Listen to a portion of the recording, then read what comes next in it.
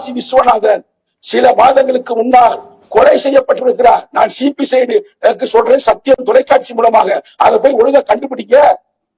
அவர் சேர்ந்துதான் அங்க வந்து செயல்பட்டு என்று எங்களுக்கு திடுக்கிடும் தகவல் கிடைத்திருக்கிறது. காசி விஸ்வநாதன் பேரோட சொல்றேன்ல, அவர் சில நாட்களுக்கு முன்னால் மர்மமாக உடல்நிலை சரியில்லாமல் ஹாஸ்பிட்டல் சேர்க்கிறாங்க. ஹாஸ்பிட்டல் சேர்த்தது ஆம்புலன்ஸ்ல இல்ல, யாரு முத்தையாவுடைய வண்டியிலேயே கொண்டு போய் சேர்க்கிறாரு.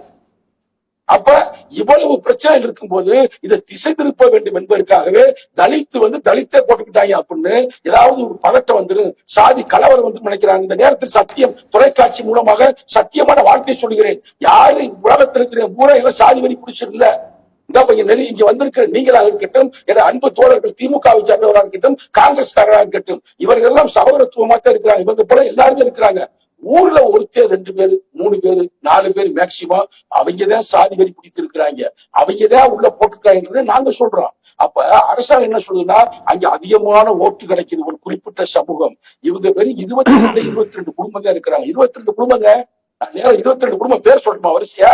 அந்த 22 குடும்பம் ஓட்டு முக்கியம் இல்ல, அங்க வந்து 5000க்கு மேல மற்ற சமூகத்தை சார்ந்த ஒரு ஓட்டு இருக்கு.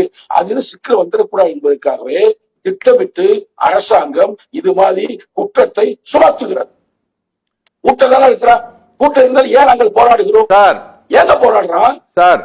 ஒரு நியாயத்தின் பக்கம், நீதியின் பக்கம், நேர்மையின் பக்கம், பாதிக்கப்பட்ட மக்களின் பக்கம் நாங்க நிக்கிறோம்.